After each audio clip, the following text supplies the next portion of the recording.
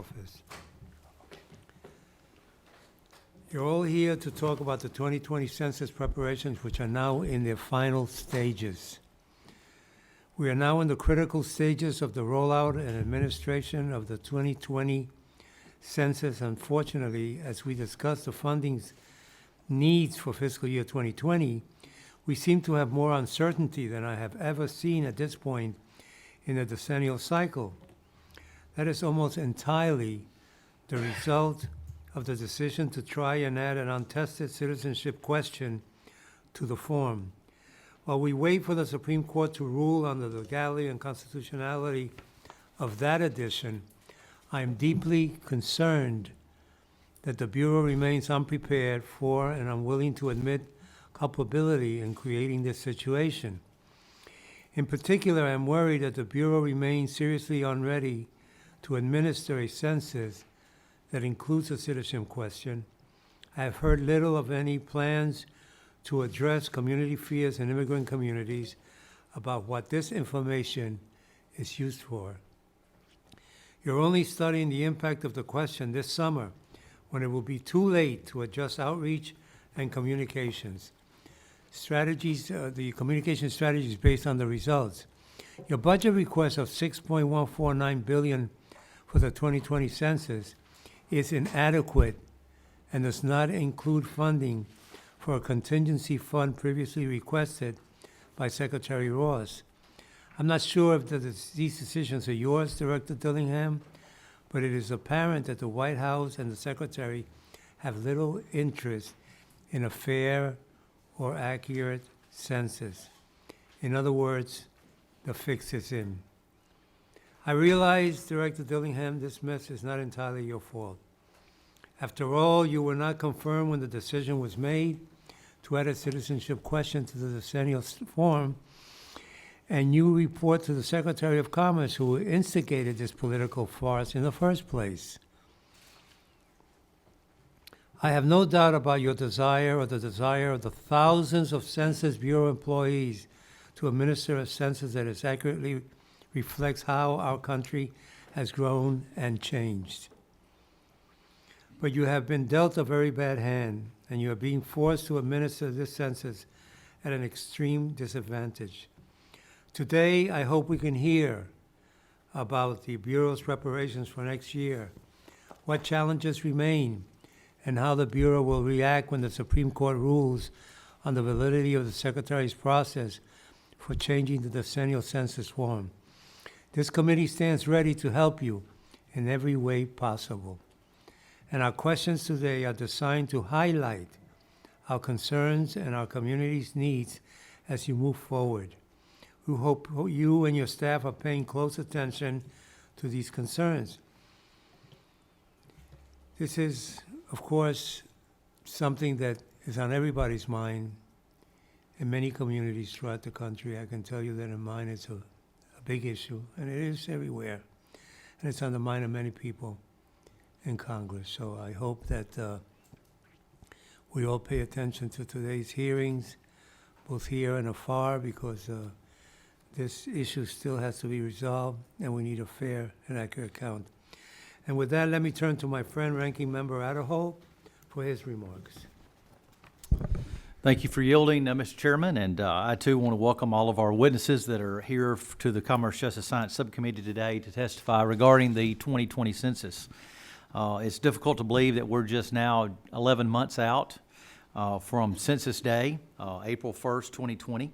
As we all know, Census Day will represent the culmination of nearly a decade of research, design, integration, and testing of the Bureau's substantial efforts to modernize the census and make it easier for people to respond in at any time and anywhere. I do appreciate the Bureau's commitment to assuring a full, a fair, and accurate count of all Americans in 2020. The Bureau has a monumental task, and it is a task that I know all four of you take very seriously. For FY 2020, the Department of Commerce has requested, as you know, $2.3 billion in additional funding in order to support your efforts to meet the constitutional mandate for the 2020 census.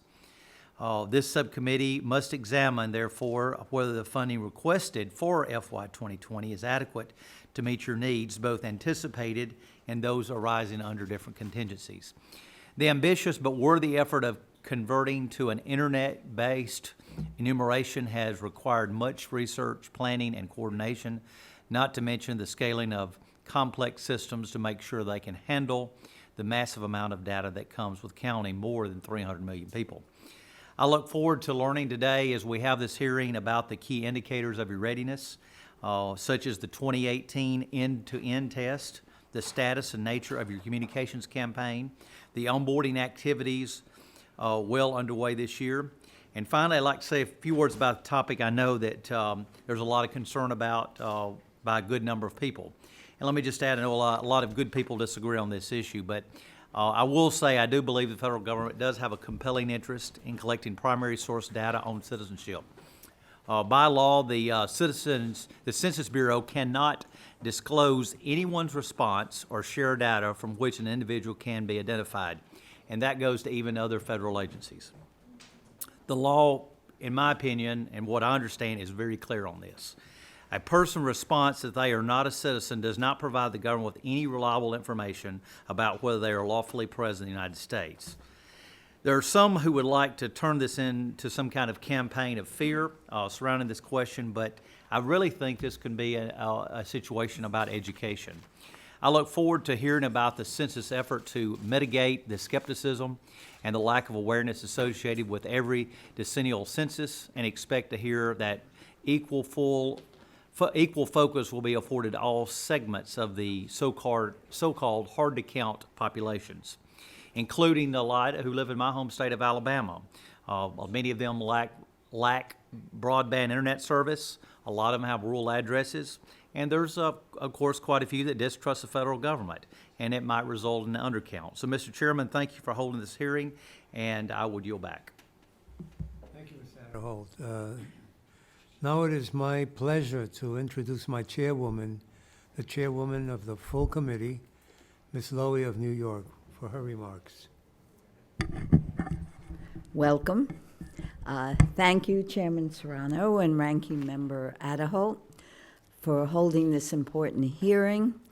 While I frankly was very disappointed that Secretary Ross refused to testify before the subcommittee, and I'm really puzzled about that. I've known the Secretary for a long time, and I was looking forward to hearing from him today. But I'm very pleased to have these esteemed witnesses with us, and I thank you for appearing. The 2020 census is a serious constitutional obligation that must be adequately funded and free of partisan interference. The 2020 count will shape how federal dollars are shared nationwide for the next decade, and that means it determines how much each community receives for schools, roads, health care, and other public services that our constituents rely on daily. Unfortunately, this administration is playing political football with this fundamental function of our government. We know that certain hard-to-reach populations are much more difficult to count than others. Those groups are vulnerable to underestimation. My home state of New York has a number of people who are frequently undercounted, such as African Americans, foreign-born residents, Latinos.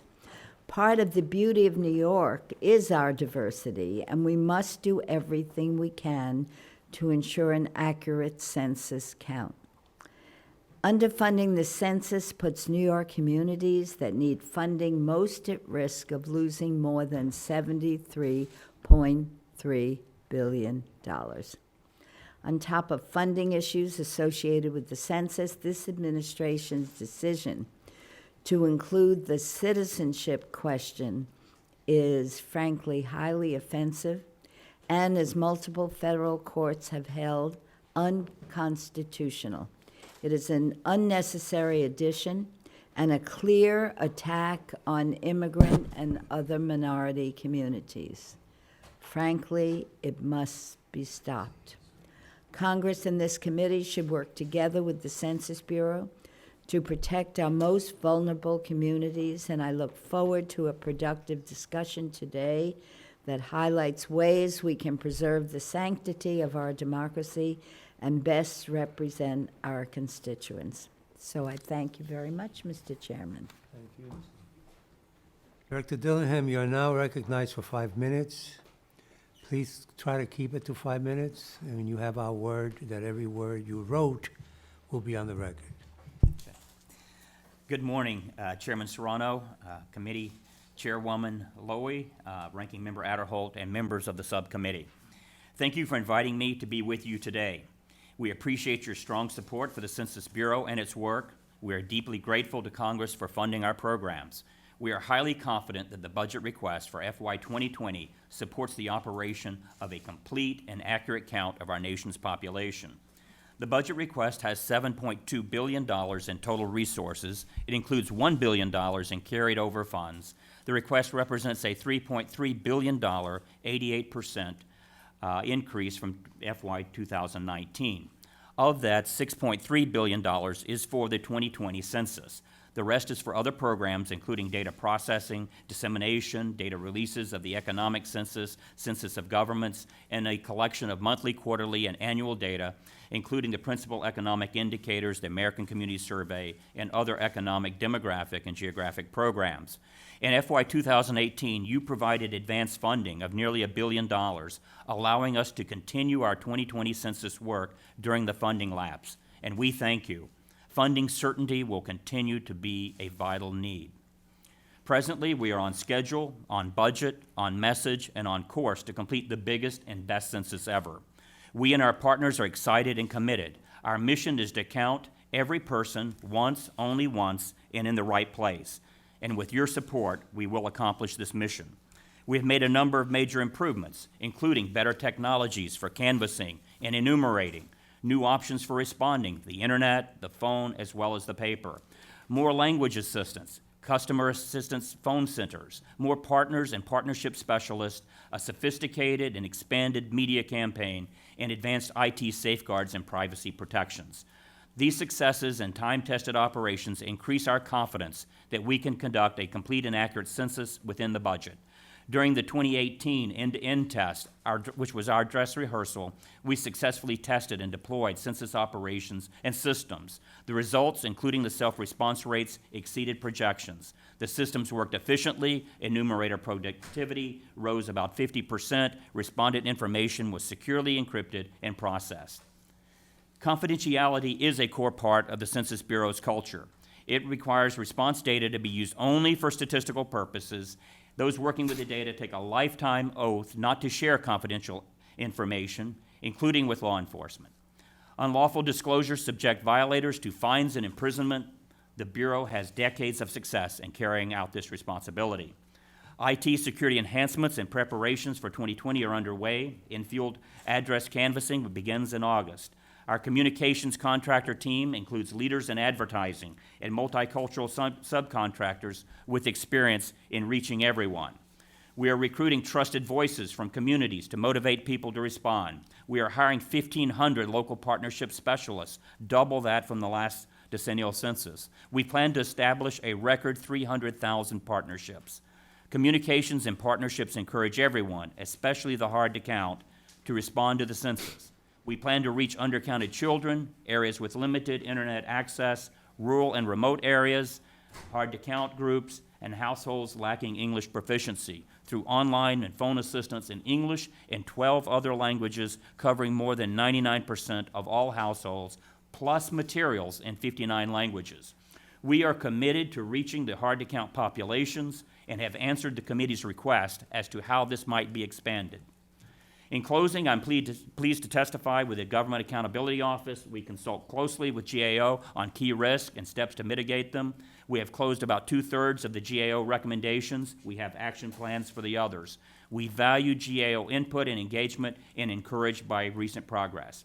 We thank this committee and the Congress for communicating the shared message that the 2020 census is easy, safe, and important. It's easy because you can respond online, by phone or on paper. This creates new efficiencies, it saves dollars, it relieves burdens, and it reassures people that assistance is but a phone call away. It is safe because we have the latest and best technologies and practices to protect the data and confidentiality, and it is important because it is used to apportion the House of Representatives to allocate the billions of dollars, as was mentioned, and to guide decisions by individuals, communities, businesses, and government at all levels.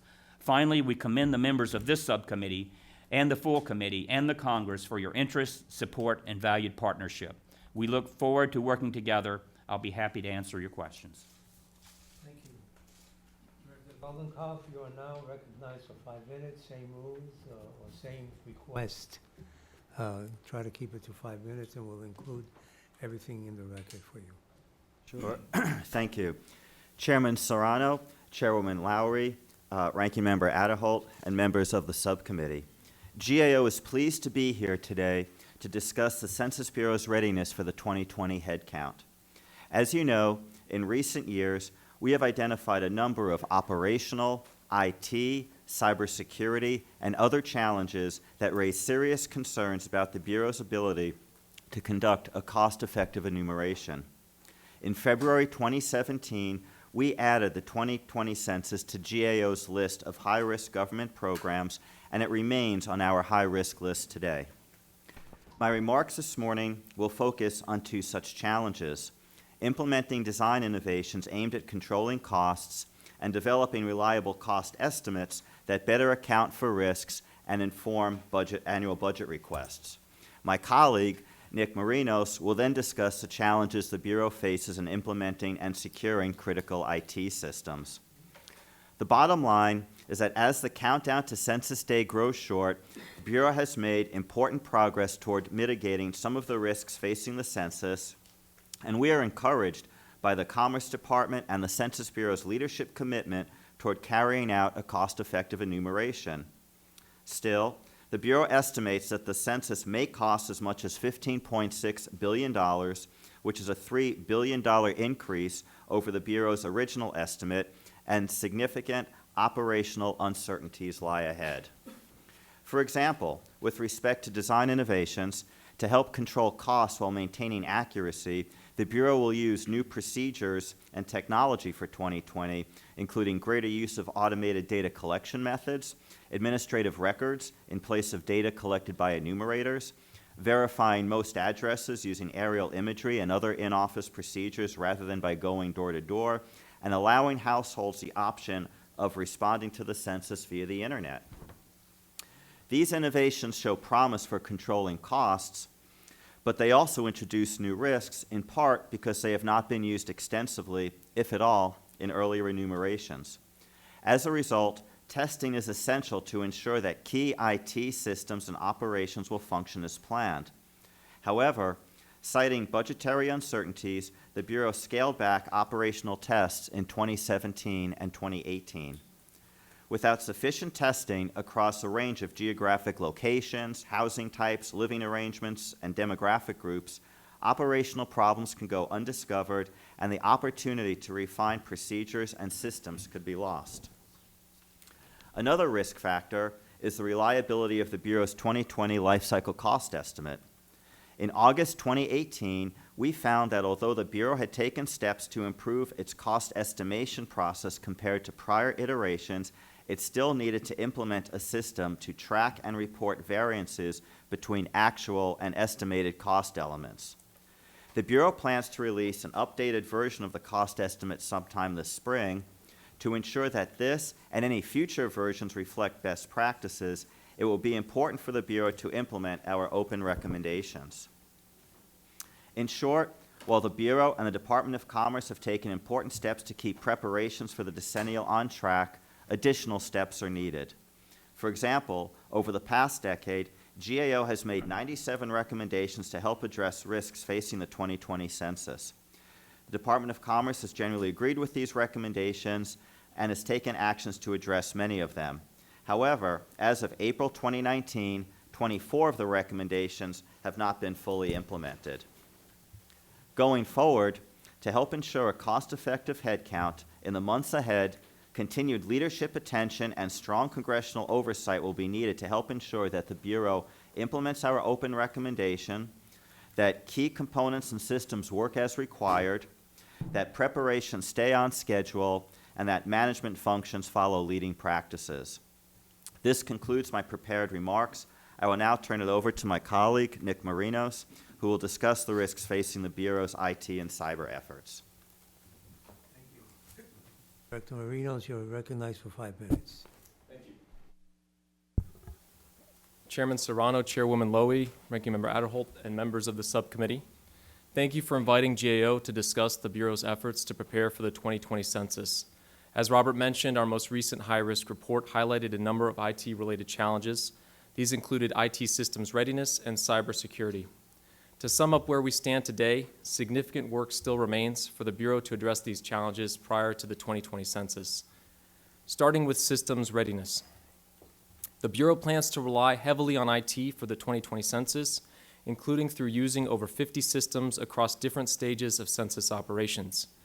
Many of these systems will be deployed multiple times in order to add needed functionality over the course of 16 operational deliveries planned by the Bureau. Last fall, the Bureau delivered the first group of systems to support early hiring and training, and the next 4 months will see key testing and production deadlines for many additional systems.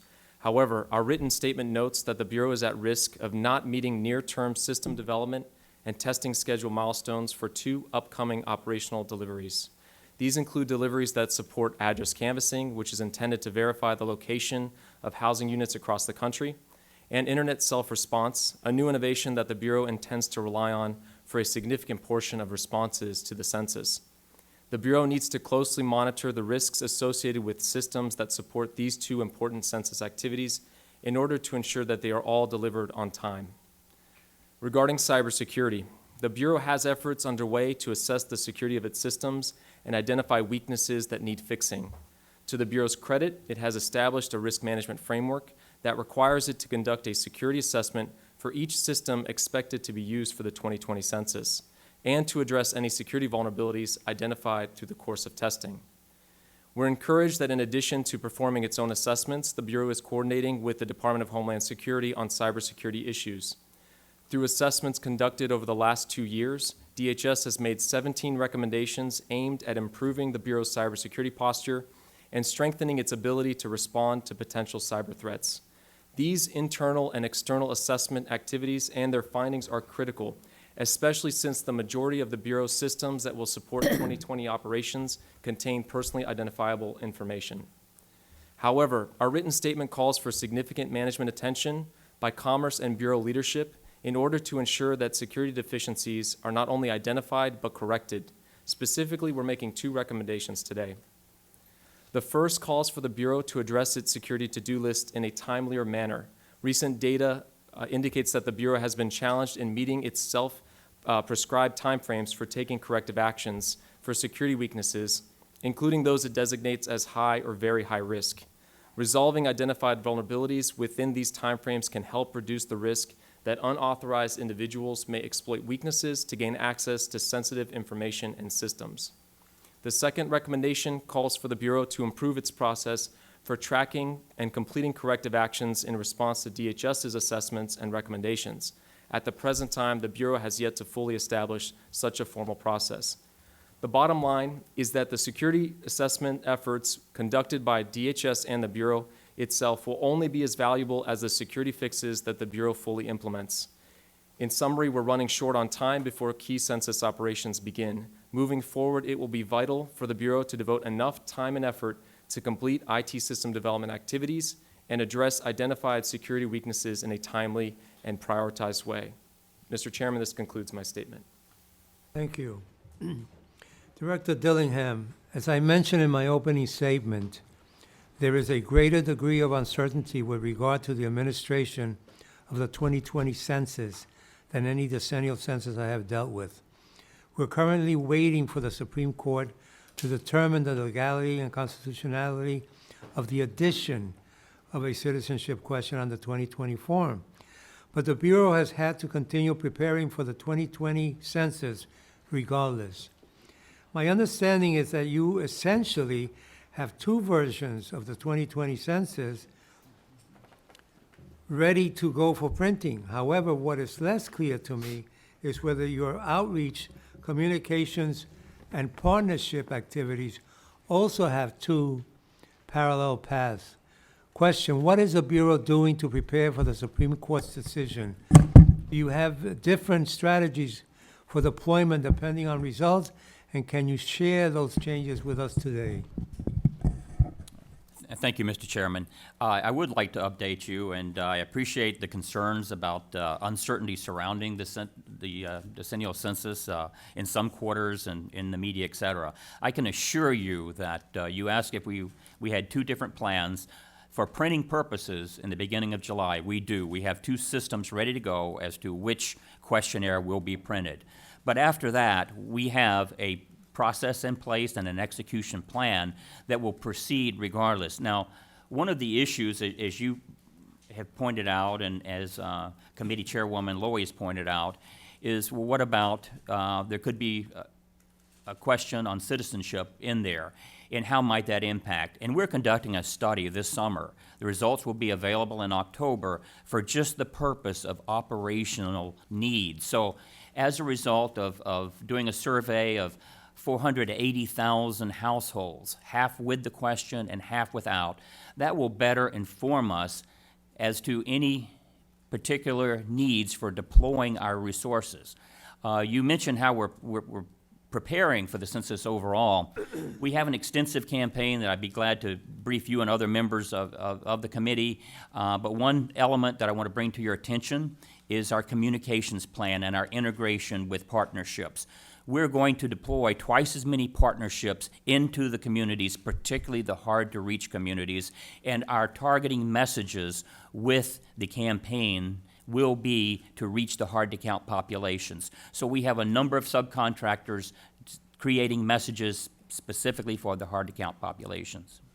But there seems to be, unless I heard it wrong, a contradiction here. That Mr. Marinos, Director Marinos, tells us that he's concerned, or his department's concerned, that you are not moving fast enough to take care of some needs within the Bureau for the census. And then you tell me that you'll be ready to deal with whatever decision the Supreme Court hands down. Isn't there a contradiction there? We don't see a contradiction, Mr. Chairman, but an explanation. You know, the GAO has over time and for a number of years been monitoring and presenting progress reports, and we're very pleased that they have done that. We're also pleased with the Inspector General, with the Congress and others, the department leadership. We have a number of people looking over our shoulders as to where we are. Now, most recently in today's testimony, the GAO has highlighted 4 specific areas which were mentioned in their comments, and that is the areas of innovations and some of the challenges there with implementing IT, with making sure we have the cybersecurity safeguards, and also in our cost estimates and cost control measures. The first, when we were placed on the high-risk list, which was deservedly so, this is one of the largest projects, one of the largest hirings of civilian employment since World War II, and it happens every 10 years, as you're well aware from prior censuses.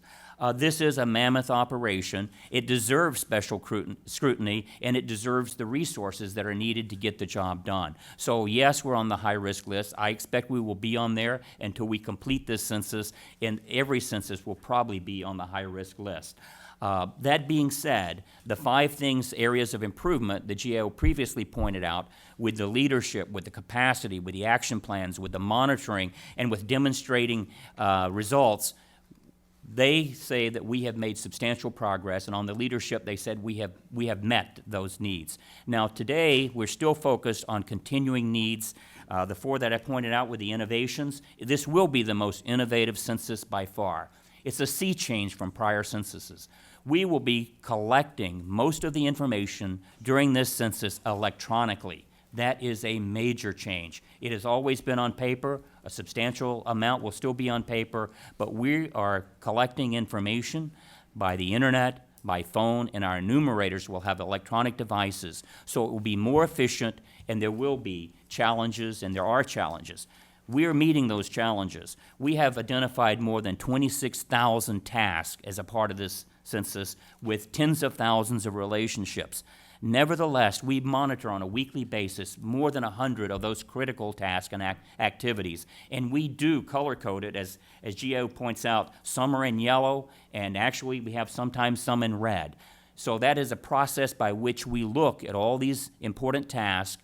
We give them a green or shades of green, and if it needs management attention, we put it in yellow.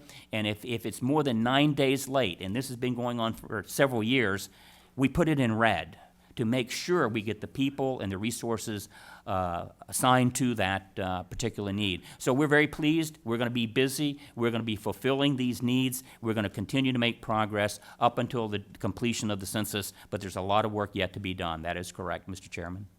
Thank you. I want to stop here because I want to let Mr. Adderholt ask his questions so that we can move to our chairwoman, because I know she's got 12 committees to attend.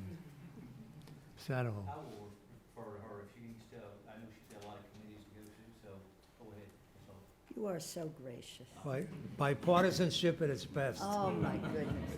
Thank you very much. You realize you and made me look very bad, right? That I didn't do.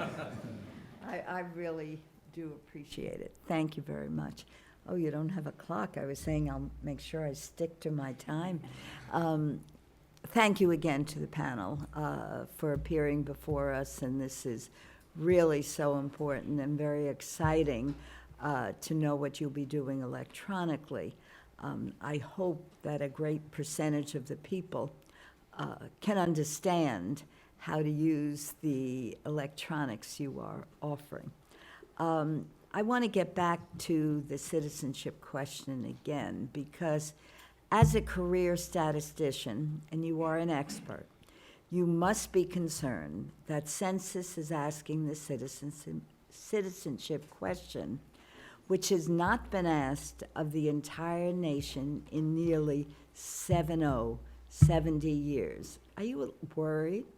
Are you worried that in the current political environment, this question could have a very negative effect on the 2020 census count, especially in places like New York, where the chairman and I are very well aware of these challenges? Could you give us a straight answer about this? I certainly will, but let me first of all you mentioned New York, and I had the opportunity last week to visit areas of New York City and to visit 4 districts, and including your own district, both the chairman and your districts. I very much appreciated meeting with your staff there. We also visited other members of this committee and some not on this committee. We visited their districts. What we looked at in those districts were the hard-to-count populations. As you pointed out, you have a very diverse district. Sure do. And you do have hard-to-count populations. Now, in your districts, your self-response rate is higher than the national average, and that's a good thing. But there are pockets, there are tracks within your district, and we track them, we have them on our website, and we, during the census, will have that in real time. You can look at these tracks and see how they're responding. So even though you're above average overall in your congressional district, some of those areas are less than half that. So what we're trying to do is get our resources and our partnership specialists and to work with your partners to make sure we reach those populations. And I will say that I've seen the list of your partnering organizations.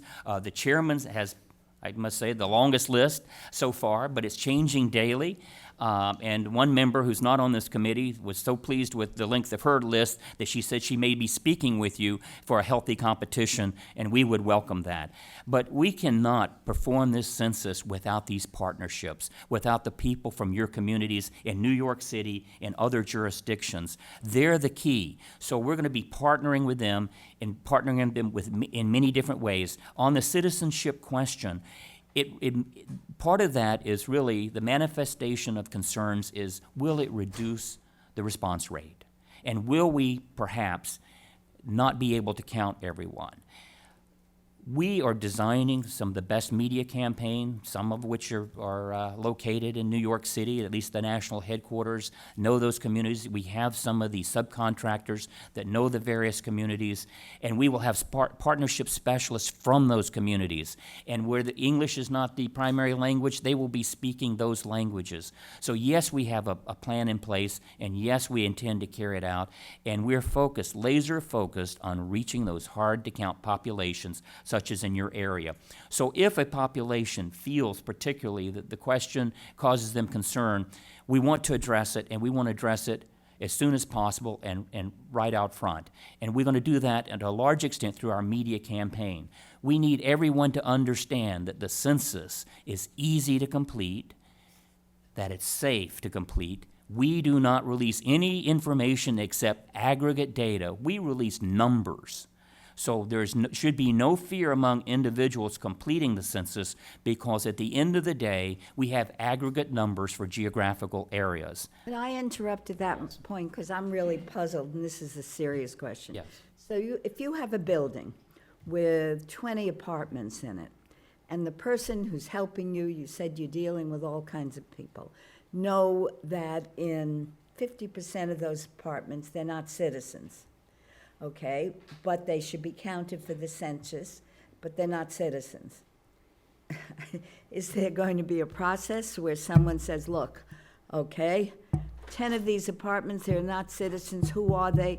I am puzzled as how somebody could feel comfortable being interviewed if that material is going to this administration with the citizenship question. Sure. And certainly, as Chairman Serrano and I know, in New York, we give more money to Washington than we get from Washington. We need the money. So I just want to know, how will the process work? Now, many of these people may have access online, but at their follow-ups, one of your assistants will say, there are 20, whatever I said, 30 apartments in this building, half of them are not citizens. What's the next step? What is your responsibility? Chairman Lowy, when we met with your staff, we were lucky enough to meet with some of those partners and some of those local government officials. We went through the neighborhoods in your district. We found exactly those. We saw some of the New York City Housing Authority complexes. We were told that in some instances, those people may not be citizens. We're told in some instances there will be more than one family per unit in those complexes. There are challenges, and that is why we're going to devote all of our resources and talents, but more importantly, working with the partners in your community to ensure that we understand that complex, that we know who the trusted voices are, and that But we have... excuse me for a minute, because I don't want to take advantage of your generosity in giving me the time. I know you're very kind, and I know you're going to use all the partners. What is your responsibility regarding citizenship? You have a building, you have someone helping you who knows everyone in that building. They also know 50, 60% may not be citizens. What can you do? What do you do? What are you ordered to do with that information? Chairwoman, we are ordered to take account, and we're going to do everything that we can to ensure people self-respond. To take account. To take account of those Not people. pass that information on to some other authority. Let's face it. Exactly. That's the That would be concern. a legal violation, and if I was to prove that, I would go to prison, and if anyone in the Census Bureau does it, they're subject to fines and imprisonment. So let me repeat it, because I think this is the key question that we are worried about in many of our communities. You go to a building, and I'm sure you've been to Portchester, Tarrytown, several of those communities. You know, or the person is helping you know, that 50%, I'm just saying, of the people there are not citizens. You are just interested in the count of the number of people there. You are not directed, you have no order, you have no responsibility to report to anyone, Secretary Ross, how many people are citizens and how many are not. Is that correct? That is exactly correct, except for the fact that we encourage everyone to complete all the questions on the form. I know that. But if a person is a non-citizen in a building, whether they're 50%, 30%, 20%, and there have been pickups by ICE in these communities, your responsibility is to count the numbers. And you have no order or directive based on information you've gotten by responsible leaders to report to Secretary Ross how many people did not respond to the citizenship question, and based on your advice or assistance, 50% are not citizens. You have no directive to do that. You are exactly correct, Chairwoman. Thank you very much. Before I go to Mr. Adderhold, you please forgive me for this, but I can't pass this up. So we know that you're not supposed to give information out by law. But there's a reason for putting that question there.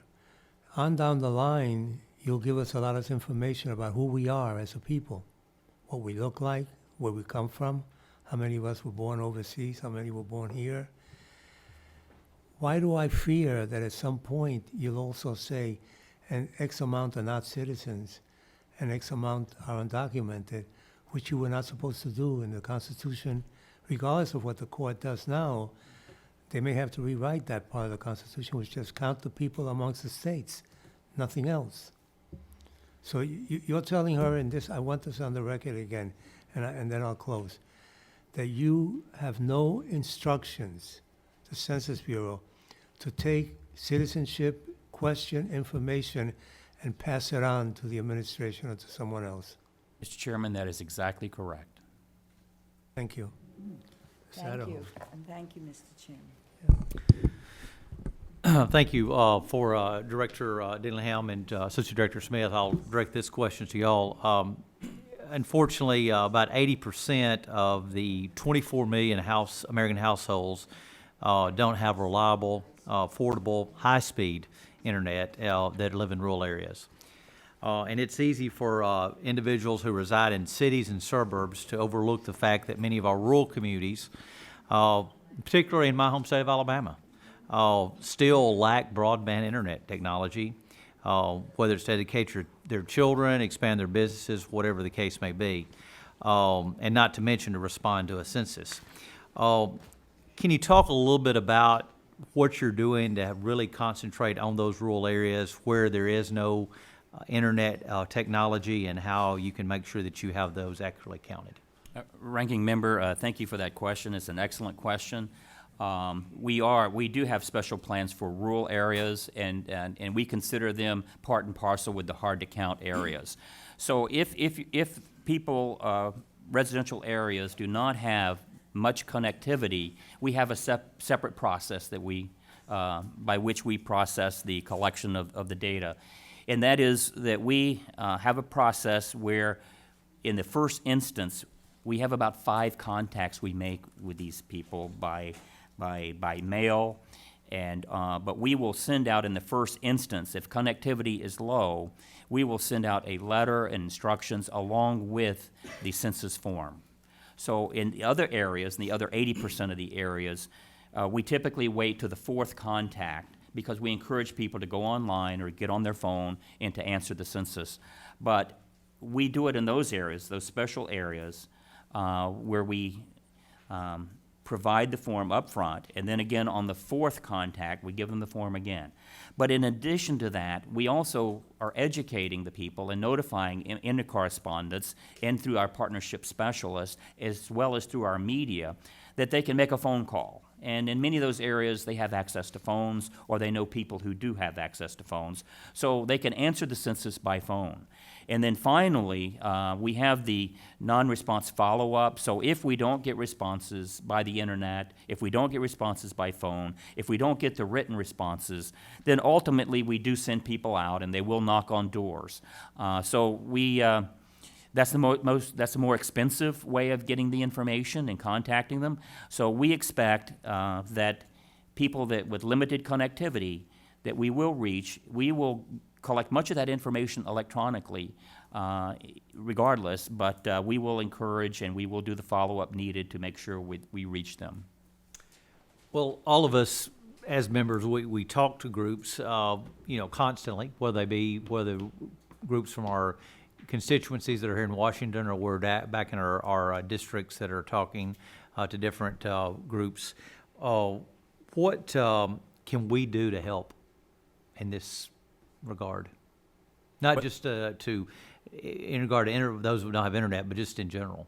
Well, there are a couple of things, and one is a member of Congress. We will be distributing some kits to your offices on how congressional offices can particularly be of assistance and how they can work with the partnership groups more closely.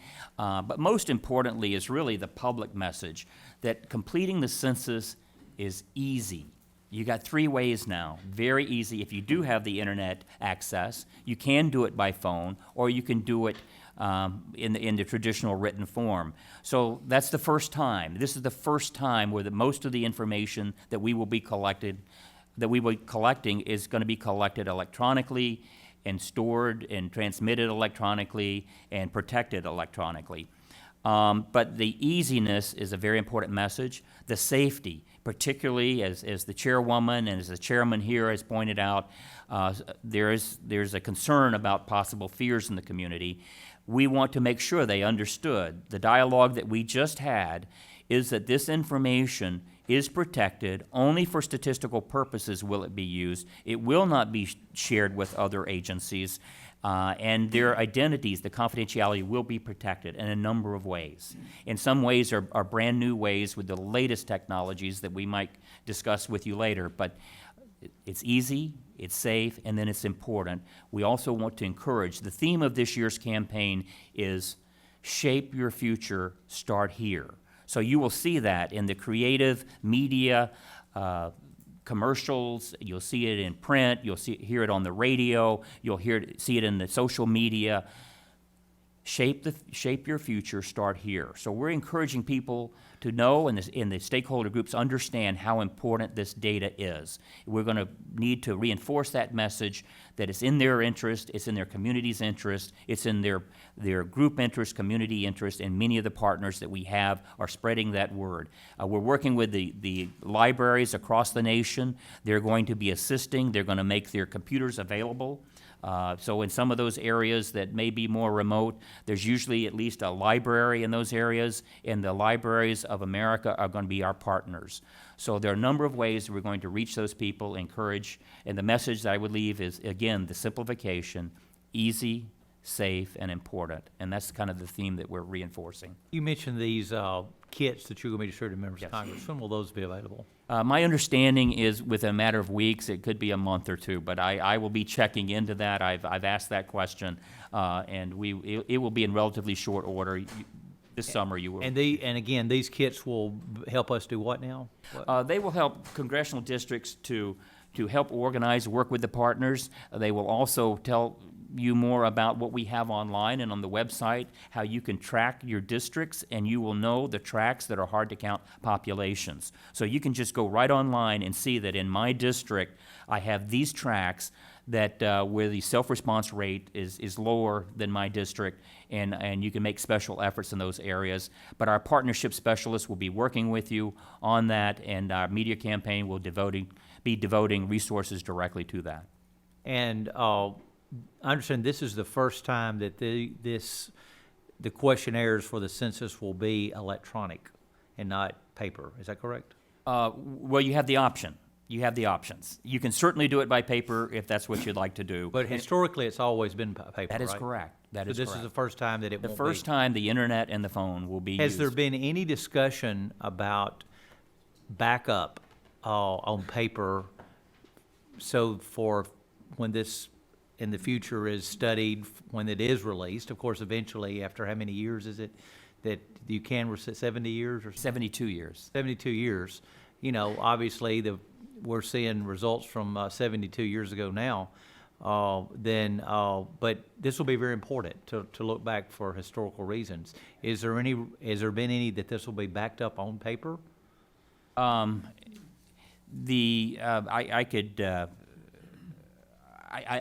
not certain. Let me get back to you, but I don't know what the printed products might be with the actual data, but we have the electronic data.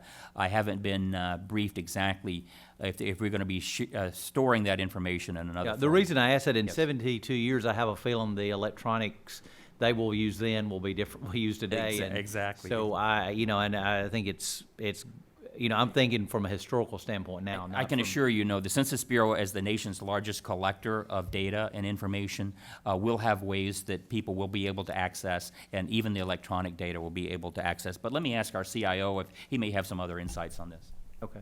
Yes, good morning. I just wanted to add that within technology changes and backing up of electronic data, there are absolutely migration paths to use the more modern technology. So electronic records have been stored for long periods of time, 70 years, 90 years, or some of the stipulations people have, and there are technology ways to move from old technology to new technology to keep that data electronically archived to the right period of time. All right, thank you. Thank you, Mr. Case. Good morning, Dr. Dillingham.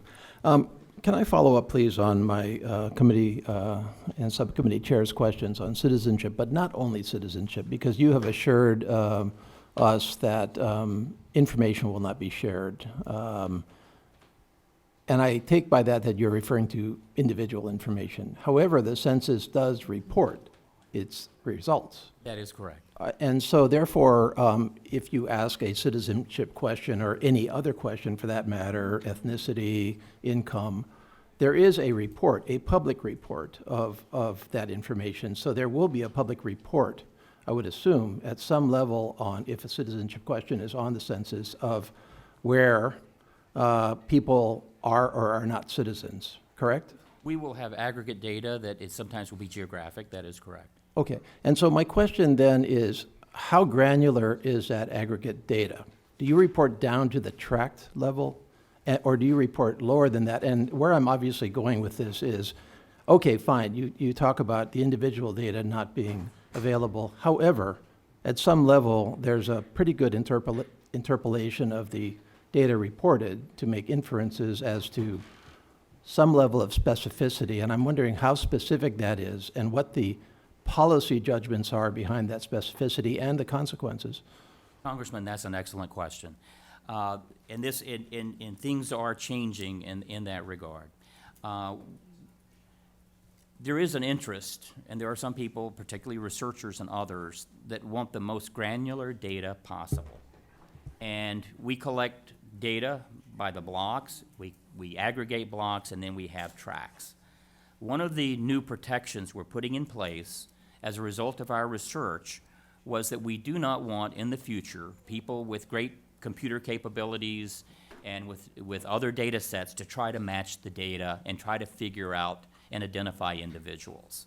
So one of the trade-offs that we have in protecting data, and we call this disclosure avoidance, is that we actually inject noise into the data at the lowest levels.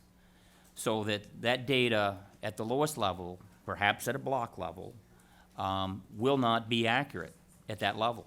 But when you aggregate the data at a certain level, it will have increased accuracy. Okay, so let me just cut to the chase here. At what level do you actually report the results? Is it at the tract level? So in other words, X tract somewhere in Y state has 20% non-citizens in it.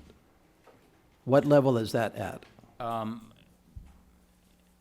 My understanding is that we're focused on the tract level, and but exactly the format by which, in the units by which it will be tabulated, I would have to get back to you. But it is a change from past practice, and we do have some data users that have legitimate concerns that they will not have the granularity that they once had. I do understand the trade-off. So, and by the way, I'm not making a policy judgment, at least in these questions about citizenship or anything else. I'm just trying to understand what is that trade-off? And following up on that, have you considered, with a question as controversial as citizenship, and there's two sides to that argument, have you considered injecting more noise at a higher level for a particular question that is a more sensitive question, so that it cannot be traced back with such granularity as, for example, I can look up the last census and identify with some specificity how many Japanese Americans are living in Y tract in downtown Honolulu. Have you considered elevating the noise to a higher level than tract? to address the concerns over the misuse of this data, public data, by the way? Congressman, we haven't made a determination yet as to the level. We're still continuing to study it with some of the best minds in the country, and we can get back and advise you where we are in that process, but as of yet, we have not decided. We view it somewhat as a dial, and you have to set the dial on a certain level of protection.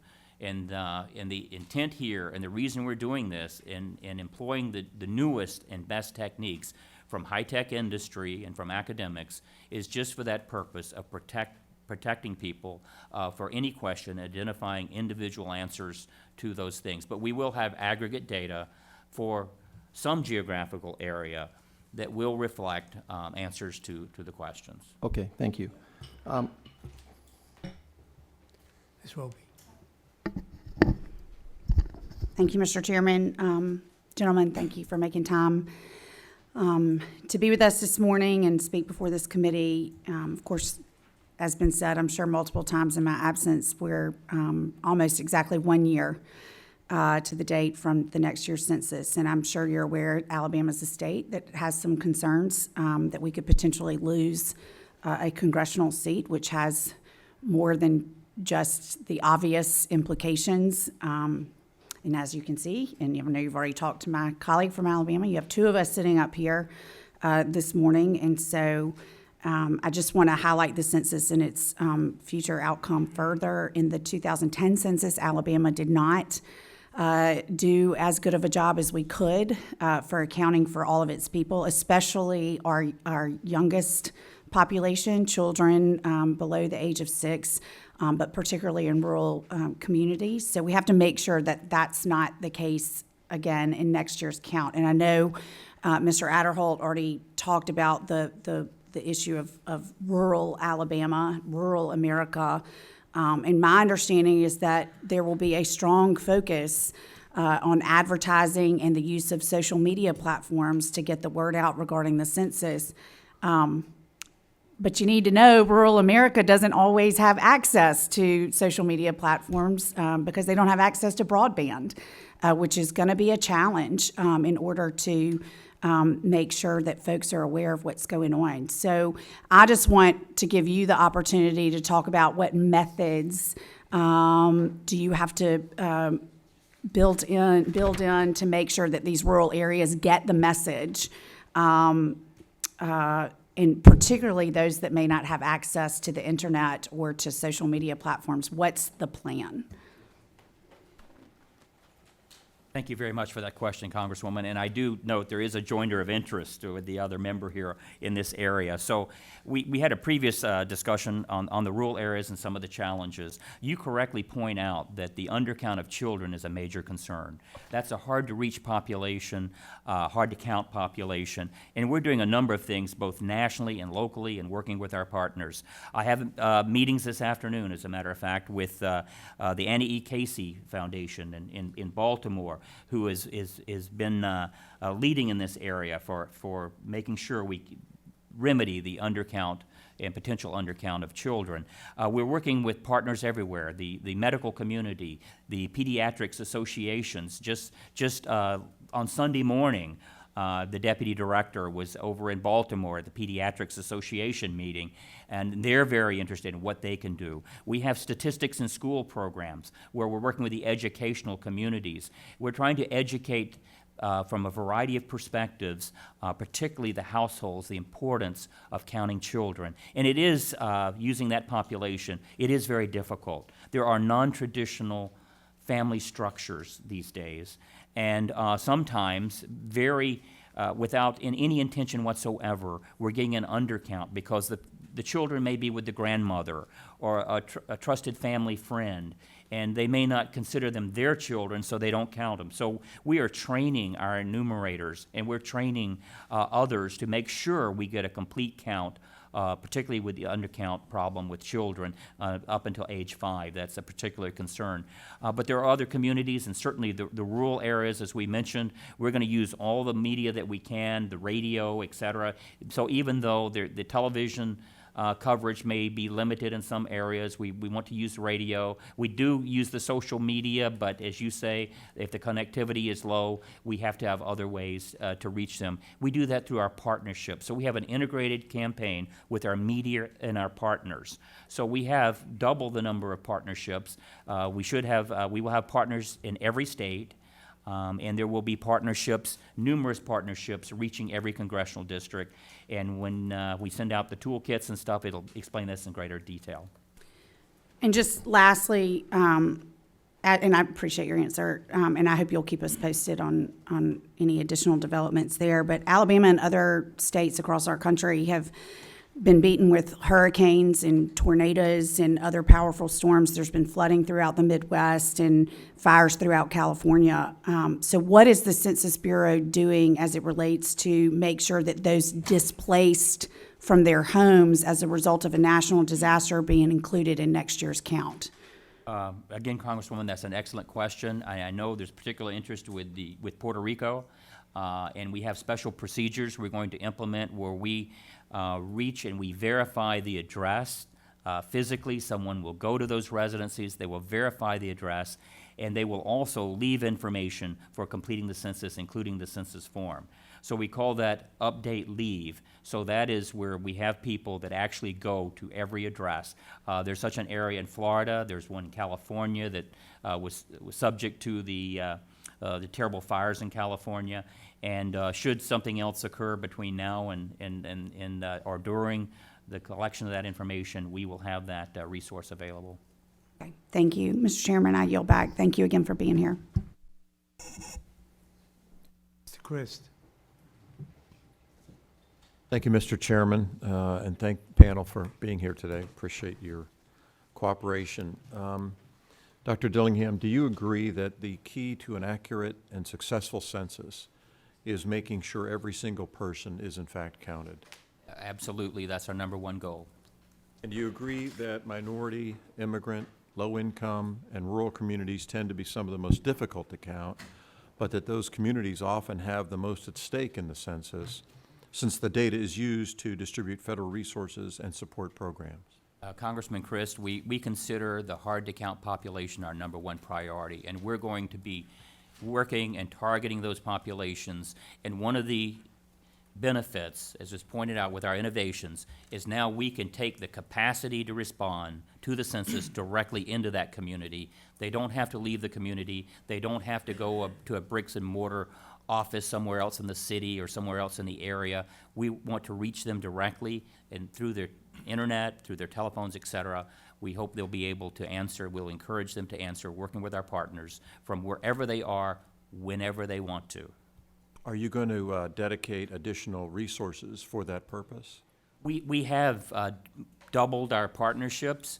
I don't know what that means. Where we have a partnership, partnership specialists we've doubled, but we're increasing our partnership. We have national partners. As you're well aware, in Florida, we have state commission for complete count. In the local areas, we have local complete count committees. But apart from that, we also have national partners and we have local partners.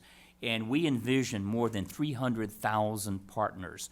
So when I saw a list the other day when I was in New York City, and we're looking at, I don't want to miss the number here, but there were at least 6 partners already with the chairman's district, where a list that we have, people working in his congressional district that are already partnering with us. So the outreach through the partnerships are so valuable. I can't stress that enough. Without the partnerships, we would not be able to nearly as effectively reach those hard-to-count populations. Okay, thank you. And you've stated that you're going to have an advertising campaign to try to make people aware, to not be, God bless you, concerned or frightened or worried about the census, and that it will be easy. I imagine you have a budget already dedicated for that. How much is that budget? Our media and outreach budget is about $500 million. It is the largest budget ever. I think the last decennial census, it was somewhere around $350 million. So it's a substantial investment, and we think it will prove to be a very wise investment. Okay, thank you. I appreciate that. I wanted to ask you, Federal agencies rely on the census data to make decisions about law enforcement, healthcare, equal employment opportunities, among other things, and that LGBTQ people have needs and experiences unique to their communities. LGBTQ advocates have long pushed for questions regarding sexual orientation, gender identity to be included on the census. In 2017, the Census Bureau appeared to propose including those types of questions in the, quote, subjects plan for the 2020 census report. Then almost as quickly as the questions were added, they disappeared. I know this happened before your tenure began, but in response, the Census Bureau released a statement calling the LGBTQ inclusion, quote, a mistake. Do you consider including questions about a marginalized, vulnerable, and disenfranchised population a mistake, particularly if it helps to direct needed resources to the appropriate locations? Congressman Christ, that is a topic that we work closely with the communities, and we have representatives of those communities on our advisory board. They are also very prominent members of our stakeholder groups, and they're partnering with us in many different ways. The wording of this decennial census has been decided. It was decided and approved by the Office of Management and Budget a few years ago. And so the wording will not change for this decennial census, but our outreach to those communities will change. We are going to make sure that our trusted partners in all those communities are working with us and ensuring that their communities know the importance, as you well pointed out, the importance of this data. So the data is important in so many different ways, not just with government, but even in the private sector, even in individual decisions and community decisions. But the particular community, the LGBTQ community, that information is not collected in this decennial census, but we do have some changes in the census. We do ask people about the sex of their spouse, and if it's a same-sex spouse, they can mark it on the census.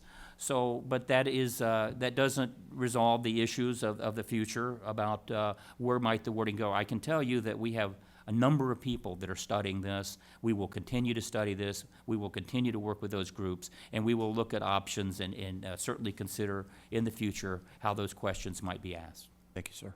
Thank you, Mr. Chairman. Thank you. Ms. Lawrence.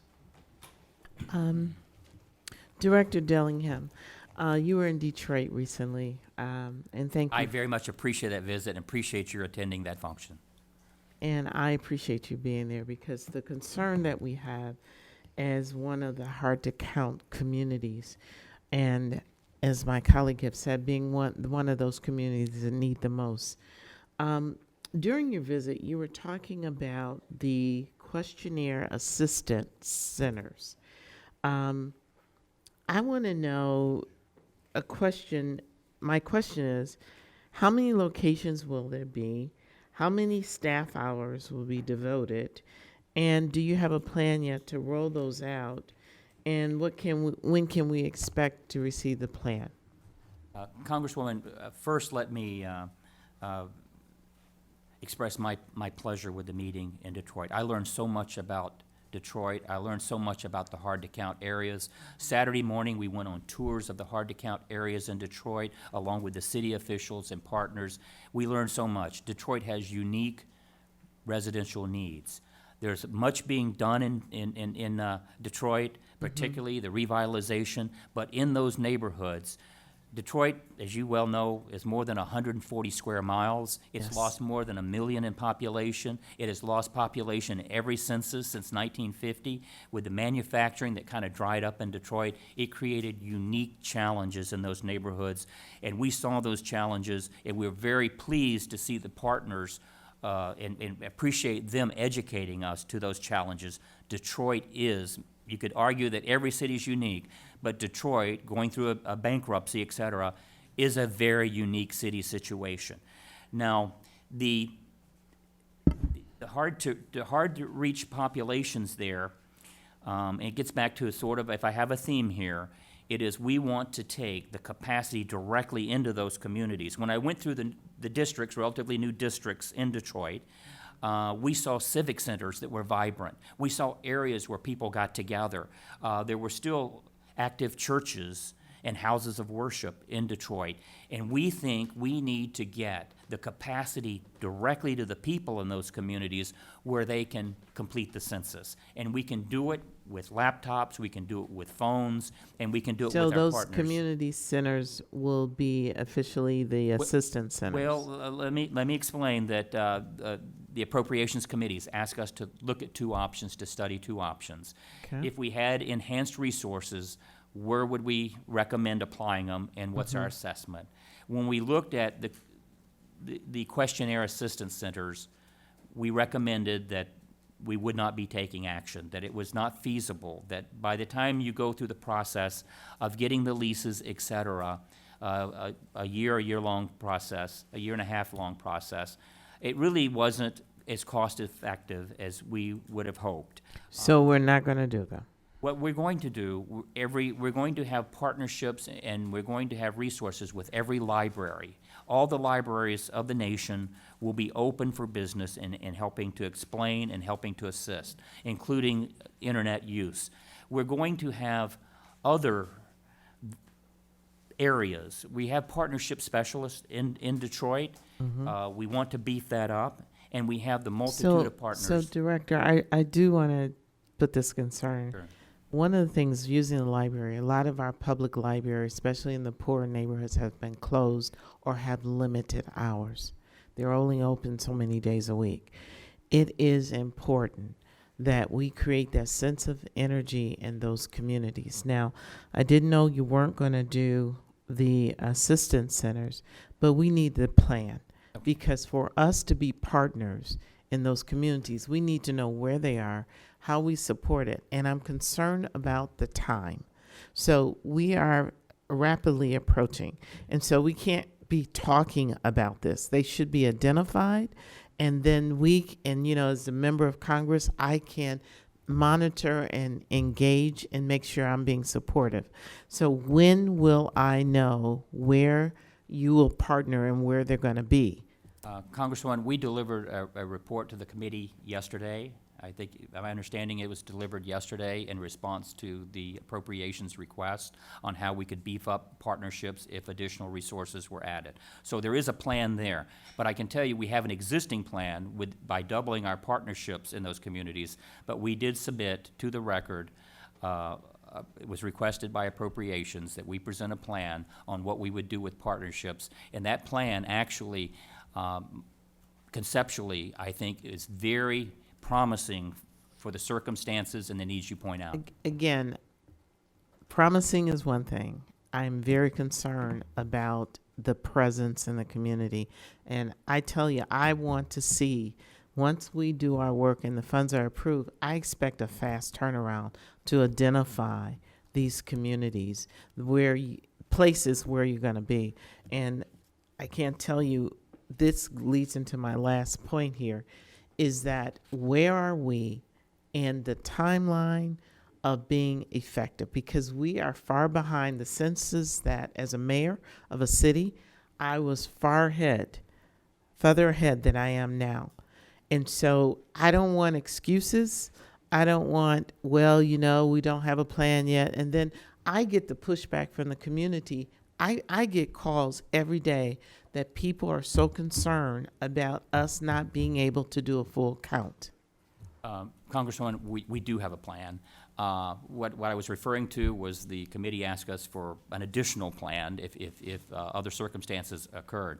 The plan, and I think it was a good evidence, the meeting we had at Mercer Law School, all the partners in the communities that want to work with us, the ones that took us through the city of Detroit and showed us those special areas, they're going to be our partners. On our partnership specialist hiring, I was informed this morning that we have over 900 that are either hired or in the process. They have accepted those jobs. So out of the 1,501, we have more than 900 being hired. That being said, what is important, as you well point out, is not just having the plan, but it's executing that plan. Yes. So we want to work with all the partners in the Detroit area, as well as all areas, in carrying out that plan. And as I mentioned, the partners are absolutely essential.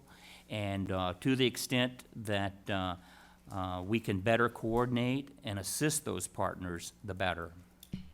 Thank you. Ms. Capter. Thank you, Mr. Chairman. Welcome, Dr. Dillingham and your staff. Could you explain to me why is the information from the U.S. Postal Service not sufficient to provide you with your base maps and where you send information on the census? Congresswoman, the information from the Postal Office is very helpful, very valuable. But we have to reach everyone, and it actually is not quite sufficient. So not only do we use the postal information, there are rural communities and other locations for which there may be mailboxes and other things that need to be coordinated. So not all residences actually are on the mail list. So we, as I recall, I could be wrong on this, something like 87% are accounted for by the postal mail addresses. But we need to, and it may be higher, but we need to add to that, and we do add to that. We do aerial surveillance. We do a lot of different ways to find out where people are living, and sometimes we actually, this morning, someone was discussing with me in certain areas of the country where people are mobile, where they're living. They're actually traveling in recreational vehicles and living out of those vehicles. So we have to capture them even where there isn't a mailing address. So driver's licenses are important, perhaps. We actually, Title 13 tells us that we are to use administrative data to the maximum extent possible to help carry out our surveys and our censuses. And so we do that. We do various data sets, and federal agencies share data with us, et cetera, so we can verify certain essential information, including addresses. It's good to know, though, that it sounds like over 80% of the households you need to reach would be at addresses that the Postal Service has, so they're very important. It may be higher than that. They're very, very important in your work. In past census documents, there were on the, not the short form, but the long form, the ability of a family to indicate its heritage if they chose to do that. Will that be on this year's census? The questions we have on this year's census, we have race and ethnicity, two separate questions, and there is the ability for people to write in. So we have an other category, and we also have where people can write in their answer. But you're not providing the list that No, we we provide a list, a relatively comprehensive list, Okay. but at the same time, there's some anomalies in the historic research that sometimes over time people actually can change their race and ethnicity as to how they report it. Thank you for that statement. I was looking for, you had in your testimony, here we go. On page 6, you talk about the various organizations you're partnering with, the Library Association, Boys and Girls Clubs, Latino elected officials. I represent a region where we have vast ethnic and racial diversity. So I'm just going to tick off some groups and tell me if you think you would partner with some of these organizations. Albanian, Lebanese, Puerto Rican. We have many, maybe Congressman Serrano already went over this, I don't know, but as a result of the tragedies in Puerto Rico, we have many citizens moving to Ohio, literally thousands. And so that would be an important organizational category. Polish, Turkish, Arab American, Hungarian. I can't speak for Congresswoman Beatty in Columbus, but there are several new immigrants from countries in Africa. And so I guess my question is, how are you linking to the national organizations or state organizations that these individuals belong to? How do you link to them?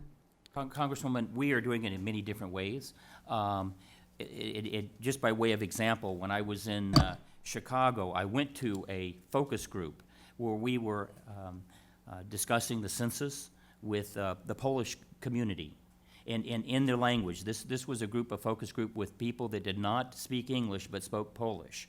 And so we have more than 100 focus groups across the nation where we're looking at these communities and talking with them. And sometimes it's very important because in our instructions and in our outreach media, one word can matter.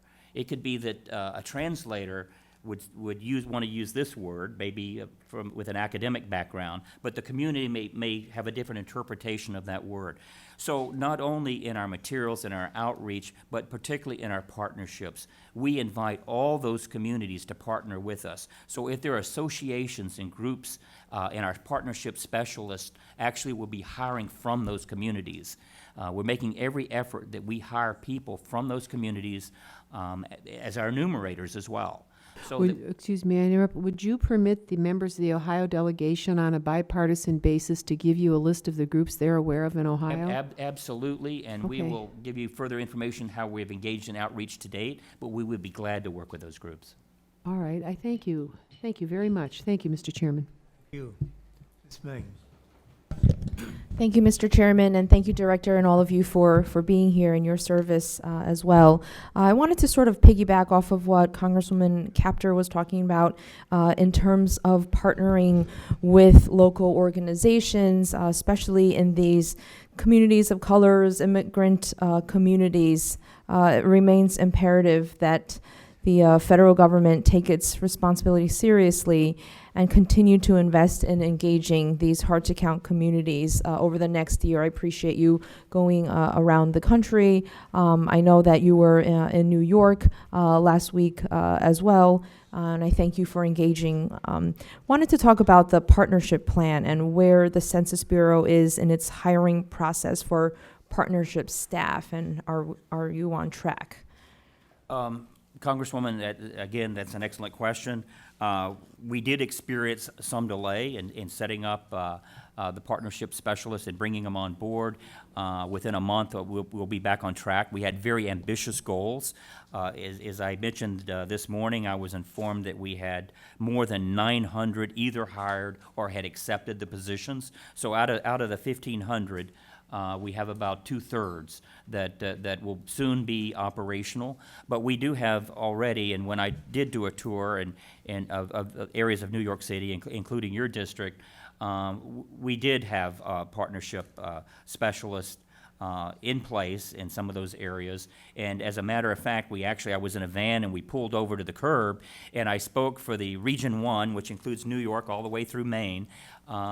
I spoke to some 69 partnership specialists who were on the phone, and I was encouraging them and commending them for the job they're doing. So that's a very important area, and we are looking at other ways to make sure that these partnership specialists are working with the partners. I thought I might have the list from your district, but I did see a lengthy list of partners in your area, and I'm told that list is growing daily.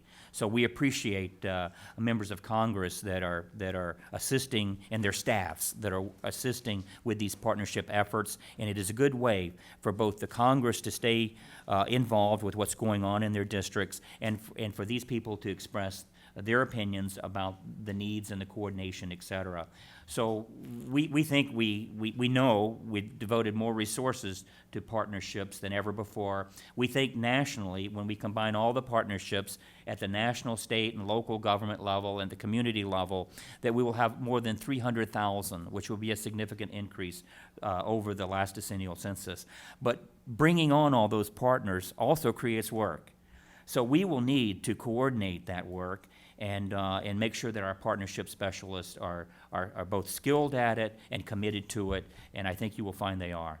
Thank you. And I want to echo Congresswoman Capter's request in relation to New York, if we can be helpful in working with you on this growing list of partnership organizations. But also specifically wanted to find out about the seemingly lack of language support for Native Hawaiians and Pacific Islanders, as well as Alaska Natives and American Indians outside of Navajo. We are told that the Census Bureau is not providing translated language assistant guides, whether in print or video, for these communities. Sure.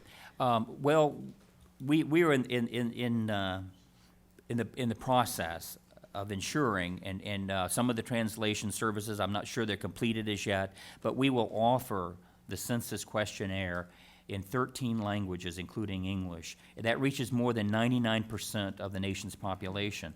But in addition to that, we will have a total of 59 translated materials. I'm told that those materials will represent groups that exceed 2,000 in number that have special language needs. In addition to that, though, our partnership specialists are tasked with finding how to reach, if they find these communities, say it's 100 people in a community that have a special language not covered by the materials and not covered by the questionnaires, then we will find trusted sources in that community. If it's sizable enough, in some instances, particularly tribal areas, we will hire partnership specialists from those communities.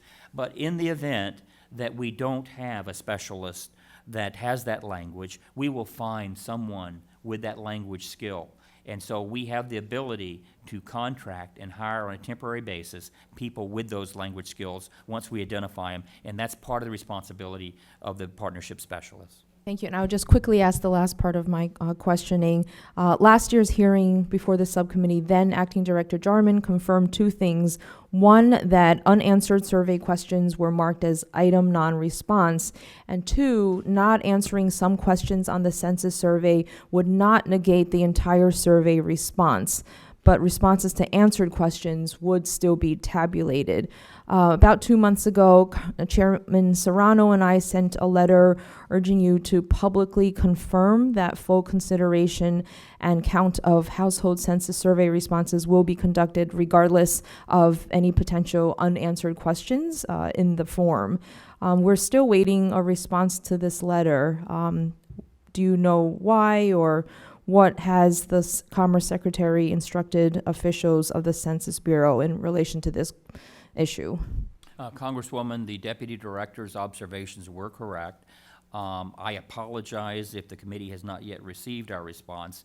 I have been advised that the response would be issued in short order recently, and we will be getting you a response on that. Okay, do you know now before the letter, and I appreciate your The pending Deputy response. Director had a correct Okay. answer to that question. So if the citizenship question is added to the 2020 decennial census and it happens to be left unanswered on a survey, would that survey still be counted?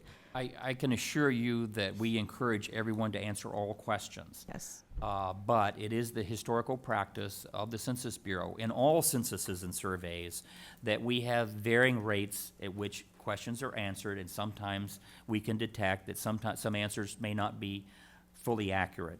So we do accommodate that. We have some of the best and brightest that work on resolving that. But we will accept the information online, on phone, or on paper that may have some areas that are not totally complete. Thank you. I yield back. Thank you. Director, your budget request for the 2020 census is $6.149 billion, which is significantly less than your life cycle cost estimate, and does not include a contingency fund that the Secretary had previously asked for. Given the uncertainty and controversy surrounding this census under this administration, how can you justify these proposed reductions? Mr. Chairman, let me thank you for asking that question, and let me thank the GAO, who is always encouraging us and pointing out the wisdom in having a complete and accurate cost estimate. And we do go through the process and use the procedures prescribed by the GAO, very elaborate procedures to making sure that our cost estimates are well documented, that they're accurate, they're credible, and that they're comprehensive. As you pointed out correctly, the The earlier estimate for the total cost of the census was at about $12.5 billion, and that was in 2017. The secretary, when he came in, he wanted a reexamination of that and wanted to make sure that we had sufficient resources to get the job done. As a result of that, both the Census Bureau and the Department of Congress applied their best talents to that process, and they developed and they reconciled an independent cost estimate. And that independent cost estimate was $14.1 billion. And then the secretary subsequently, based on his business experience and business acumen, wanted even that reexamined and to see if there might be a need for additional funding. So there was a $15.6 billion life cycle cost estimate that was developed. And it really was an extension of the independent cost estimate with adding some additional contingencies. And those contingencies were considered to be the unknowns. What if something that we can't project happens? Example might be a natural disaster, something of that magnitude. Would it be advisable to have funds built into the budget for such a purpose? Well, the current budget request is built on the $14.1 billion independent cost estimate that the Bureau and the Department had agreed to that followed the GAO guidance. Over time, built on successes and time-tested operations, some of the built-in contingencies that we had expected did not occur. So now we're at the stage of execution. So now we're less than a year away. We haven't incurred those contingencies, yet we still have a little over $1 billion in a contingency fund. So if, as a result of our current research this summer or other factors, we have to shift some areas of responsibility, some priorities, we do have basically $1 billion in contingency funding, and some of that comes from the carryover funds that this committee had approved for us. So we currently are very confident, based on our experience and considering the contingencies and rationale built into the independent cost estimate, that it can get the job done. So we can get the job done. We're projecting getting the job done at $14.1 billion total life cycle cost built on the independent cost estimate, but it is at a total figure that was below what had been considered. So we haven't had those contingencies. We don't think we're going to experience those contingencies. We have a contingency budget that we think can accommodate some variations in the self-response rate, which is one of the primary considerations, and that's why the current budget request is based on, consistent with the $14.1 billion independent cost estimate. Well, it's very important, Director, that the Bureau stay in touch with us and with our staff to let us know how things are going, because what we don't want it as legislators, staff doesn't want it, and you don't want, is for people to say we shortchanged the census after all the fuss we made about getting a fair and accurate count. So please, don't be, I can't believe I'm saying this, don't be shy about asking, okay? Mr. Chairman, we appreciate that. I didn't say that. Director Dillingham, a critical component of adding a new question to the census is testing it. Unfortunately, the citizenship question will only be tested for the first time this summer, with results that will come in too late to mitigate impacts. What is Commerce's plan if the results of this test conclude that self-response rates in 2020 will be far lower than what it's currently assumed and budgeted for? For that matter, will the test be canceled if the Supreme Court finds that the citizenship question should not be included in the census? Mr. Chairman, we think the tests that we're doing this summer and the research and analytics associated with it are very prudent, because we want to see if something that we had not projected occurs in administering the census with the question as well as without. This test will be completed regardless. It's going to inform us to the future. It will provide very valuable information, but it was instigated for purposes of operational needs. If we see an area in which we need to devote more resources, that is what we intend to do. So we think it's going to be very valuable to conduct that research, to use that research to see if we see a need. And then we have the $1 billion contingency fund that we can, within certain parameters, accommodate those findings from that research. If there is some percentage point drop in the self-response rate, we have a cushion built into the contingency funding that we can accommodate that. We're not expecting anything dramatic outside those parameters, and so we think we're on course for doing a complete count. Thank you, Mr. Goldenkoff or Mr. Marinos. With respect to the 2019 census test, what will GAO be looking for in terms of how this test and its results can be utilized, given the results won't be available until October? We're going to be looking at the rigor of the test. We've looked at it on its face, and so far the methodology appears to have some face validity to it. As Dr. Dillingham already mentioned, the purpose of the test was to look to see what the citizenship question, how that might affect the non-response follow-up workload and some of the additional operational requirements that might be needed. So we'll be looking at the results, and then we'll see how the Census Bureau is reacting to the results of the test, the extent to which they are incorporating the results of that test into their operations. I would echo Mr. Goldenkoff. I think the one thing to articulate, maybe stating the obvious here, is that the reality is any late changes to a process are going to introduce risk. So I think it just highlights those high-risk areas that we've articulated within this area recently. Director, a question that's not on my list. Staff hates that when I do that, you know. My staff does as well. Yeah. People at times respond to people they know and they see and they follow.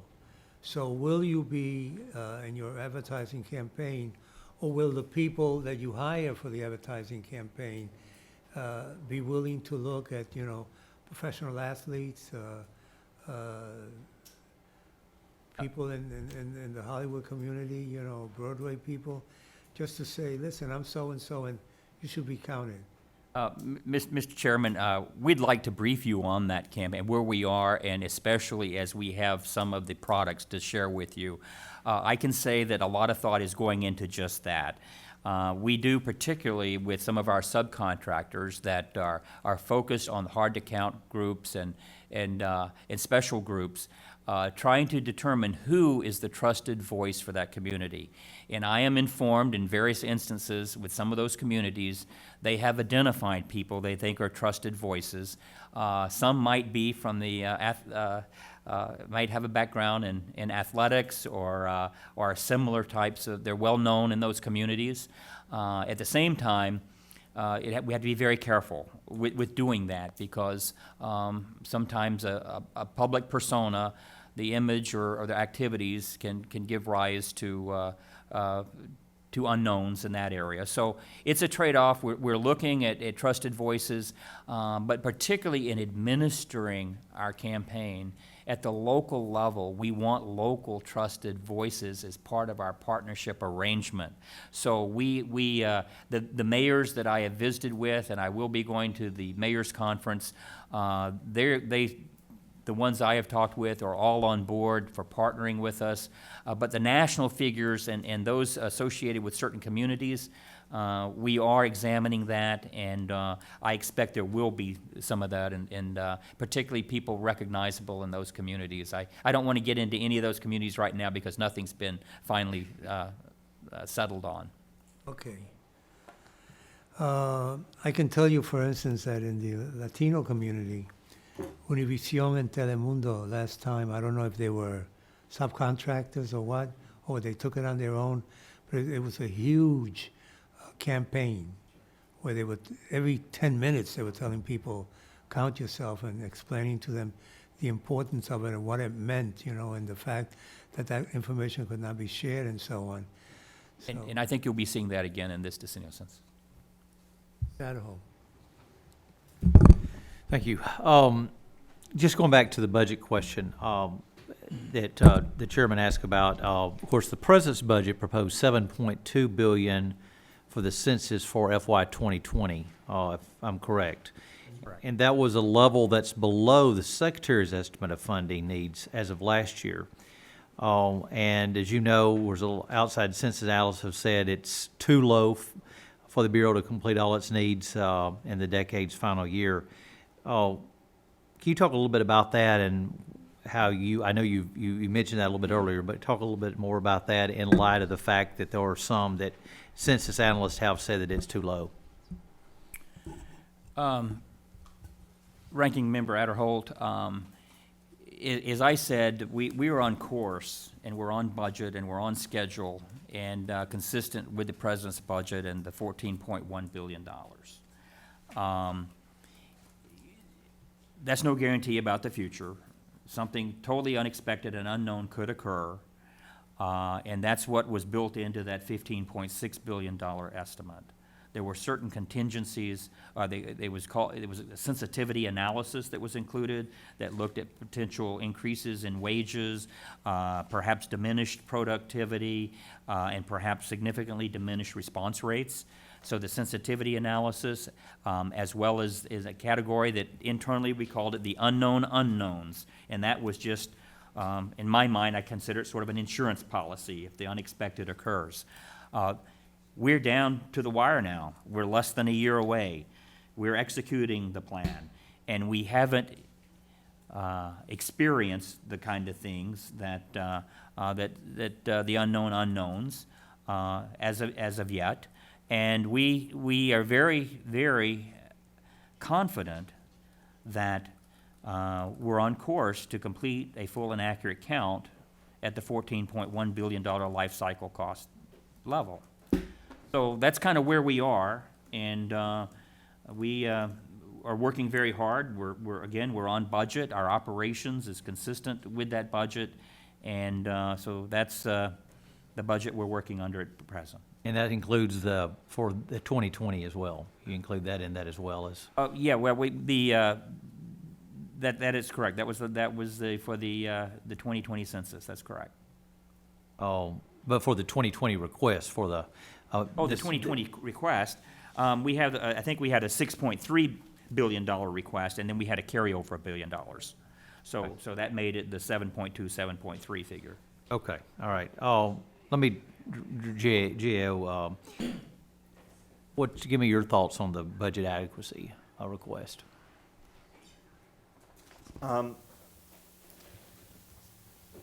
You know, we've looked at the budget. We've spoken to Census Bureau officials. We think it's good that there is a contingency fund, especially the unknowns. Our focus, too, was also on the justification for that budget with a life cycle cost estimate.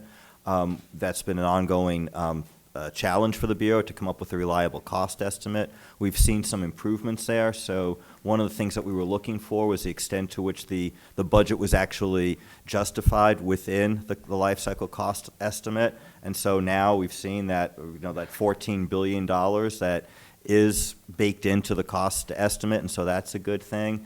And then in subsequent conversations with Census Bureau officials, as we've heard today, the director feels that the amount of money is adequate to conduct a complete and accurate count.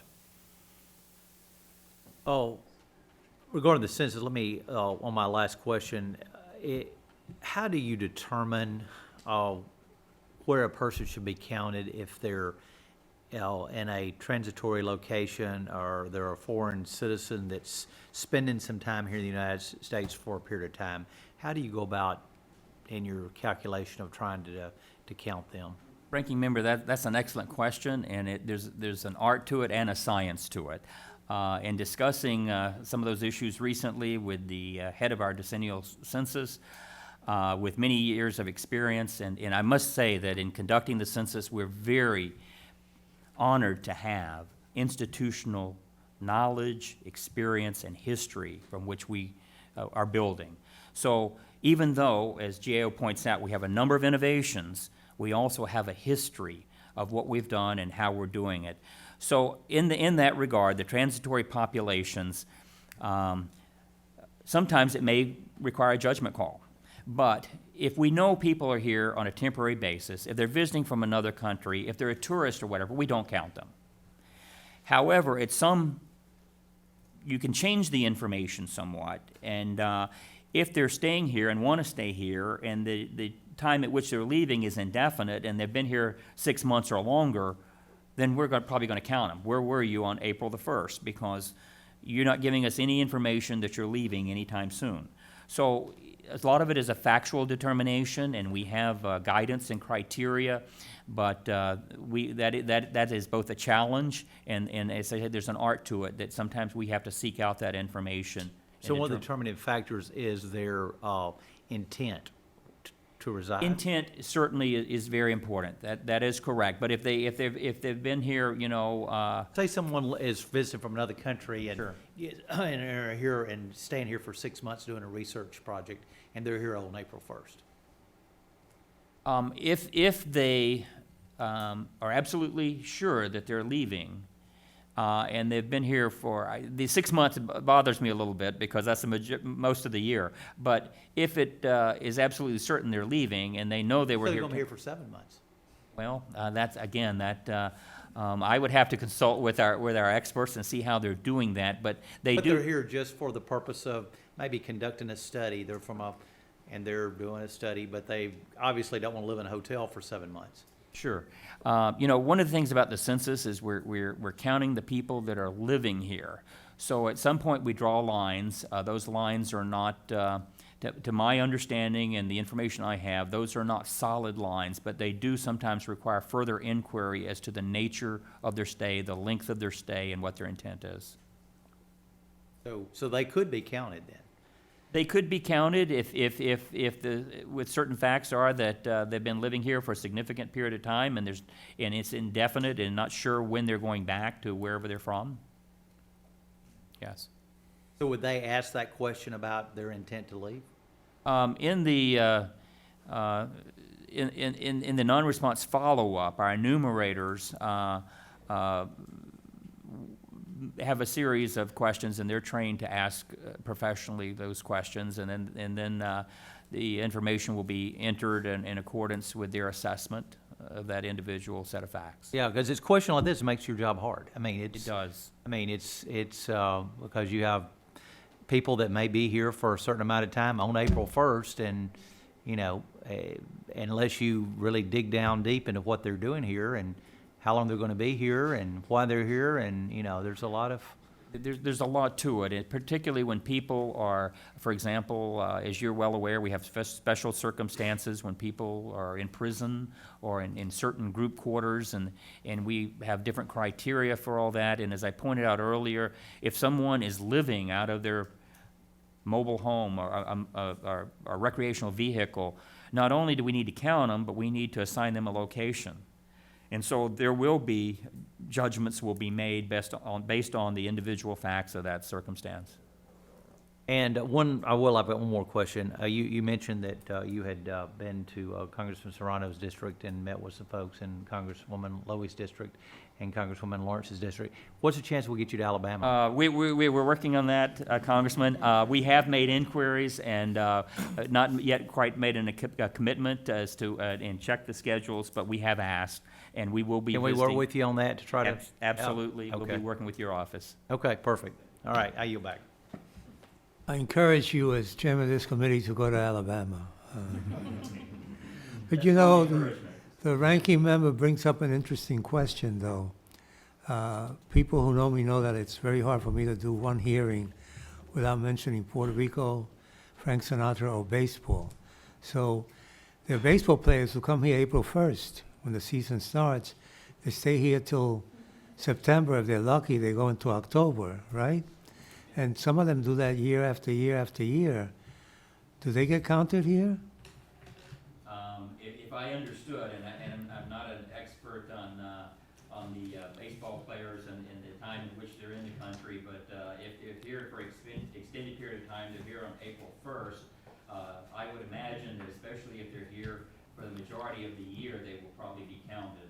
But I don't hold me to that because I don't know, how hard they are to catch. I'm not sure we can. Oh, that's a nice pun there. Some of them are very difficult at catching, yes. Well, anyway, they show up in February for spring training, then they don't leave till the end of September, and some stay till October. And if you've got a good career, you do that every single year. I would imagine. And then you have thousands in the minor leagues in the same situation. Certainly. Just Yes. not an important question, but a fun question. It is important to them, perhaps. Yes, right. How does Commerce intend to use the data provided by DHS for its decennial operation? Mr. Chairman, as I mentioned, by law, Congress has provided that we will, to the maximum extent possible, use administrative data, particularly for, I call it quality assurance activities. So we receive data. We receive sensitive data. Census Bureau has special statutory authorities, and we use that data to make sure that our censuses and our surveys are accurate and complete. So the data comes in, the data does not go back. So if DHS provides us with data, we will use that data for our purposes, but we do not send data back to those federal agencies. But you can see where this adds to the issue. I mean, certain bells go off when you say citizenship question, and other bells go off when you hear DHS will be providing information to the census. This is going on in prior years, prior censuses? I can't say historically how, but I can say there are other sensitive data sources where we have the same issue. In this forum, but it's well known. We have access to certain Social Security and IRS data for purposes of verifying our data, but it's a one-way street. That data comes to us, and we use that data for, I'll call it quality assurance purposes, and the data does not flow out. Okay, so we don't know if it's been done before in other censuses. With DHS, I would have to check to see when that started. That's important because that will be a concern of some people if that gets published a lot. And now there are people here that are going to publish it right now. Recognizing you may intend to use the data as administrative records toward identifying non-citizens' locations at the block level, wouldn't this exercise eliminate your need for a citizenship question on the 2020 census form altogether?